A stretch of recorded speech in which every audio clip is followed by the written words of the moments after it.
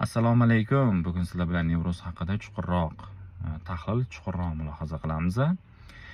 Endi inson o'z ichki nevrozini tushunmagani uchun undan chiqishim kerak, uni yengishim kerak, uni parchalayman, uni qanaqadir o'zimizni ichimizdagi nevrozga bo'lgan nafratimizni bildirib, uni yo'qotaman, hali bundan battar qilaman, xor qilaman nevrozni degan fikrlar juda ham ko'p. Nimaga?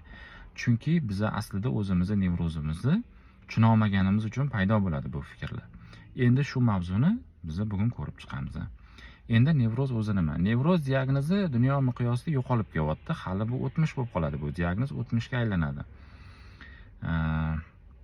Hozirgi paytda ko'p ichki bezovta inson nevroz diagnozini yaxshi tushunadi. Aslida sekin-sekin bu diagnoz hali parchalanib yo'qolib ketadi dunyo miqyosida. Xo'p, nevroz o'zi nima? Insonda nevroz himoya strukturasi, himoya reaksiyasi. Insonni himoyalovchi vosita. Bu insonga juda ham kerak. Juda ham kerak. Hozir mana eshitgan insonlar qanaqadir boshqacha fikrlaydi, lekin juda ham kerak insonga. Insonga bu berilgan.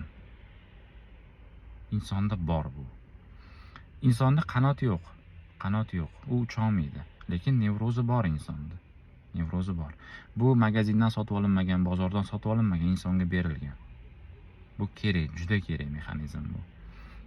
Mana shuni tushunmaganimiz uchun biz undan chiqib ketish, qutulish va boshqa qanaqadir harakatlarni amalga oshiramiz. Aslida bu inson uchun juda ham kerak. Xo'p, tushundik, nevroz himoyalanish mexanizmi ekan, insonga kerak ekan. Lekin hozirgi bezovtalanishlarchi, hozirgi qo'rquvlarchi, hozirgi panikalarchi, hozirgi qanaqadir simptomlarchi, bunga nima deysiz deyishingiz mumkin. Men shu joyda ham aytaman, bu joyda ham mana hozirgi sanab o'tgan holatingizda ham nevroz siz uchun juda katta xizmat qiladi.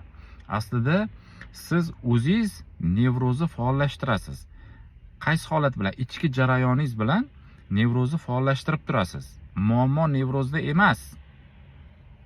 O'zi katta qilib yozib qo'yish kerak shuni. Muammo nevrozda emas. Sizning ichki jarayoningizda bo'lyapti.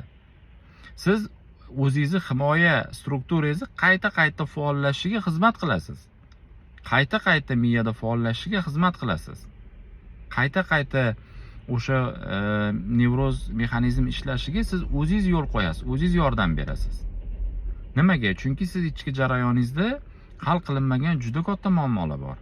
Qo'rquvlar, напряжение yaratayotgan holatlar, xarakter muammolari, dunyoqarash muammolari, juda ko'p shunga o'xshash muammolar bor ichingizda hal qilinmagan. Oddiyroq qilib aytaman, mana masalan, bir holatdan qo'rqasiz hayotda.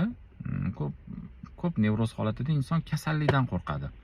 Yo'q kasallikdan qo'rqadi. Hozirgi kun bu insonda yo'q bu kasallik. Umuman yo'q. Lekin qo'rqib yashaydi. Bu qo'rquv har doim nevrozni faollashtirishiga, o'zimizni himoya qilishga majbur qilishimizga o'zimizni ichki jarayonimiz yo'l qo'yib beradi. Ya'ni o'zimizni qayta himoya qilishimizga, nevrozni faollashtirishimizga ichki jarayonimiz yo'l qo'yib beradi. Nimaga? Chunki biz o'zimizni ichki jarayon bilan qiziqmaymiz. Hamma muammoni nevroz orqali bo'lyapti deb o'rganib qolganmiz. Yo'q, nevroz orqali muammo bo'lmaydi. Bizni nevrozni faollashtira oladigan, faollashtirayotgan muammolarimiz bor ichki jarayonimizda.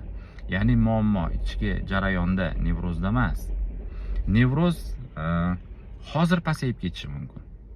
Hozir pasayib ketishi mumkin. Siz agar ichki jarayonlaringizni porядка qilishni boshlasangiz, nevroz pasayishni boshlaydi. Hozir pasayib ketishi mumkin. Biz uni tushunmaganimiz uchun hamma muammoni nevrozga ag'darishga o'rganib qolganmiz. Men o'zim praktikamdan ham ayta olaman. 99% inson nevrozni yomon ko'radi. Nevroz holatidagi inson nevrozni yomon ko'radi. O'ylaydiki, muammo nevrozda deb o'ylaydi. Yo'q, muammo nevrozda emas, boya ham aytdim buni. Bizani ichki nevrozni faollashtirayotgan jarayonlarimizda muammo. Mana shular bilan ishlash kerak inson. Men o'tiribman, taxmin. Men o'tiribman. Hozir ongimga, miyamga qanaqadir fikr keldi. Qaysidir qo'rquv keldi. Men shu qo'rquvdan qo'rqishni boshlayman. Nimaga? Chunki ichki jarayonimda bu qo'rquv hal qilinmagan menda. Bu menga juda katta simptom berishigacha sabab bo'ladi. Men bu qo'rquvdan shunaqa qattiq qo'rqaman, bu qo'rquvga shunaqa qattiq qarshiman. Mana bu meni nevrozim faollashishiga xizmat qiladi. Keyin menda nima bo'ladi?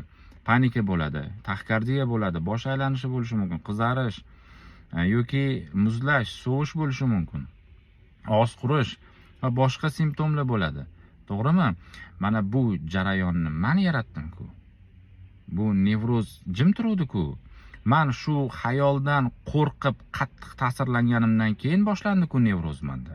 Aslida nevroz jim turuvdi-ku bu xayol kelishidan oldin. To'g'rimi? O'zimni nevrozim, himoya strukturam jim turuvdi. Mana men o'tiribman mashinada. To'g'rimi? Hozir jim turibdi-ku menda. Bu jim turibdi-ku, nimaga faollashmayapti? Значит, menda ichkari jarayonda hammasi yaxshi, hammasi to'g'ri. Mana shuning uchun nevroz faollashmayapti menda. Aslida nega faollashyapti? Mana bu bilan ishlashingiz kerak. Qo'rquvlaringizga, fikrlaringizga, hayollaringizga, xarakter muammolaringizga, dunyo qarashdagi muammolarga yechim berganingizdan keyingina nevroz faollashib pasayadi. Xalq tilida aytganda nevrozdan chiqib ketasiz. Mana shunda. Endi shunaqa desa tushunadi insonlar. Mana shunda nevrozdan chiqib ketasiz. Qachonki nevrozni faollashtirayotgan ichki jarayon hal bo'lganda tuzaladi inson.